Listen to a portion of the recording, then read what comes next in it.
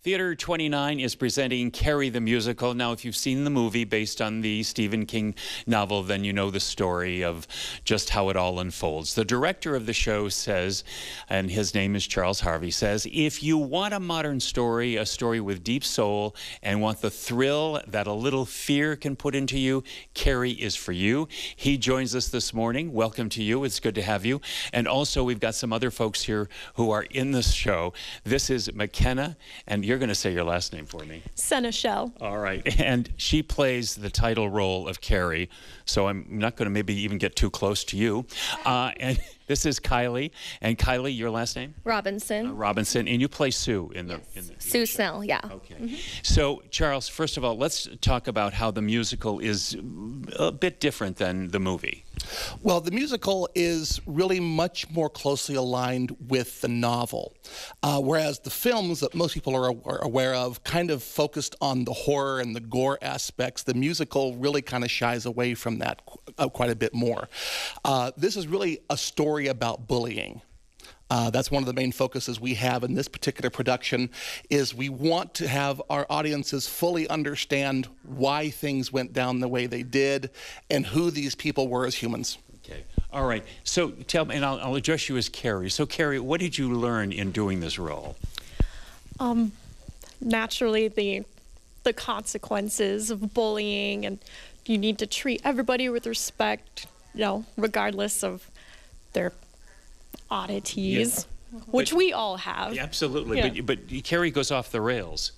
Absolutely. I mean, Carrie is sort of pushed off the rails by the treatment from her classmates and from her mother, and it feels almost as if this was inevitable. We've got a clip that you guys have provided that we're watching right now, and there's a lot of different aspects. There's an awful lot of people in the play. How many in total, Sue? I believe there is 19, about 20, yeah. Okay, yeah. And so where are the folks coming from to be, that you gathered to do the show? They're all residents of the Morongo Basin, most of them in 29 Palms. We do have a few that also live in Yucca Valley and Joshua Tree, our main three burgs up there. And we get a lot of our talent from the Marine Corps base up there, as well as just general folks in the community who want to have this artistic outlet. Okay, Mackenzie, your husband is a Marine. Yes, he is. Has he come to see the show? He has, yes. He's been very supportive. I bet. And so is theater something that you want to do beyond what you're doing with Carrie?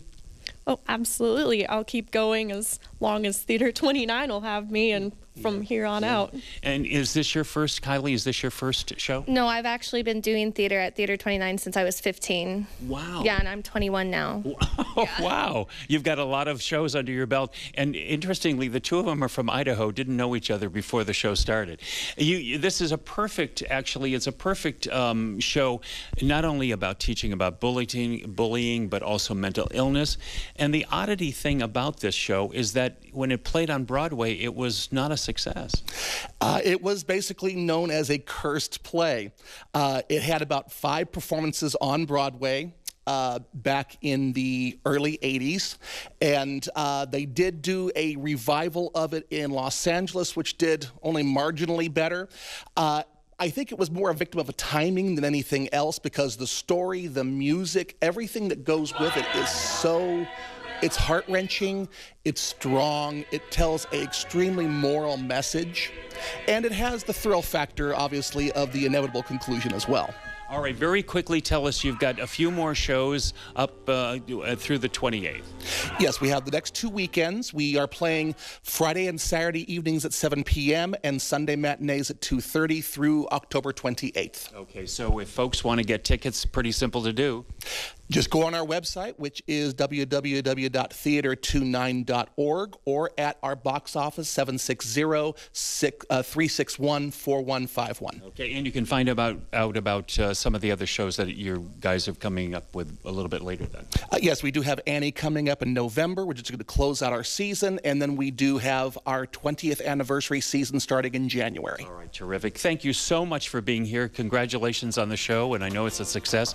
And if you want to see it, make sure you've got until the 28th to do so. We'll take a break and we'll be back right after this.